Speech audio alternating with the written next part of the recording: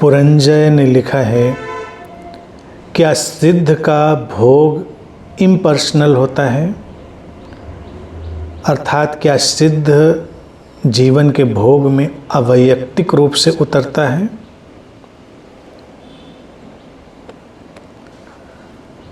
देखिए, पर्सनल और इम्पर्सनल जीवन के दो ढंग हैं, दो स्थितियां हैं। सिद्ध के जीवन में भी वही है और जो अभी उस सिद्धावस्था को नहीं जानता उसके जीवन में भी वही है।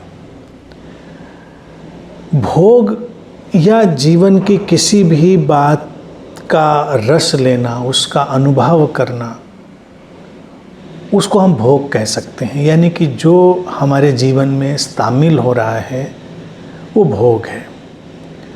अब आम व्यक्ति क्या करता है? आम व्यक्ति उससे बहुत ज़्यादा आइडेंटिफाई कर लेता है, तादाद में बना लेता है।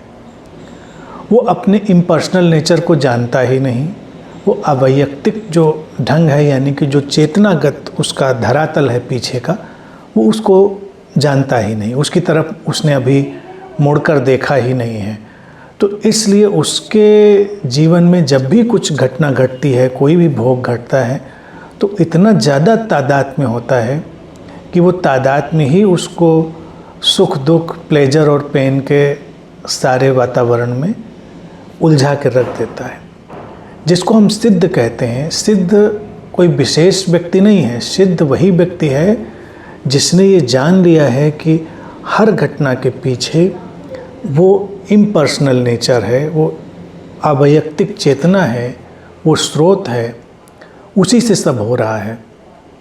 तो जब कोई घटना घटती है, कोई भी भोग उसके जीवन में उतरता है, तो उसका जो जीवन में समावेश है, इंक्लूजन है, वो तो व्यक्तिगत रूप से ही होता है। यानी कि जो उसका अलग शरीर मन है, सेपरेटेड बॉडी माइंड है, उसी को अनुभव होता है। भोजन का स्वाद हो, कोई और भी चीज़ हो जीवन में, अच्छा वस्त्र पहना है उसकी फील हो ना, इंद्रियों के माध्यम से जो कुछ भी घटेगा जीवन में उसको हम भोग कह सकते हैं। तो वो उस सेपरेटेड बॉडी माइंड में, उस अलग हो गए शरीर मन में ही घटेगा।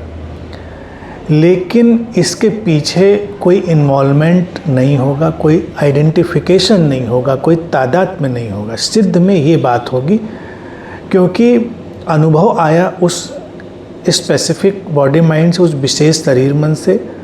लेकिन जो इम्पर्सनल कॉन्शियसनेस है, जो अवैयक्तिक चेतना है, वो उसकी बस दृष्टा है।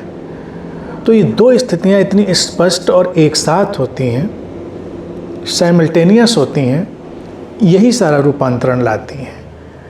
तो प्रश्न जो पूछा है, क्या उसका भोग भी इम्पर्सनल होता है? उसका जो ऑब्जर्वेशन है, अवलोकन है गहरे तल पर, वो हमेशा इम्पर्सनल है। यानी कि वो उसमें शामिल होकर भी शामिल नहीं होता। इसी को भारतीय दर्शन में हमेशा हम कहते रहे, जल में कमलवत, है भी उसमें और नहीं भी। इंद्रियों के माध्यम से जो भी अनुभव, जो भी भोग आएंगे, वो सेपरेटेड बॉडी माइंड में ही आएंगे। बात तो तय हो गई, समझ में आ गई। इसमें आइडेंटिफिकेशन करने वाला जो मन हमने पैदा किया होता है, वो सिद्ध में नहीं होगा। तादात्म्यीकरण करने वाला मन अनुपस्थित होगा।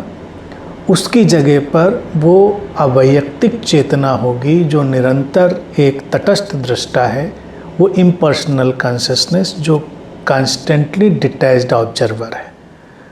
और बस इसीलिए वो सारे जीवन के उतार चढ़ाव में अलिप्त होकर जी पाता है, बिना लिप्त हुए। आम व्यक्ति जो भी उस सिद्धावस्था से अपरिचित है, वो लिप्त हो जाता है। लिप्तता दुख का निर्माण करती है, अलिप्तता दुख मुक्ति का एक मार्ग है। बस इतना सा अंतर बना रहता है।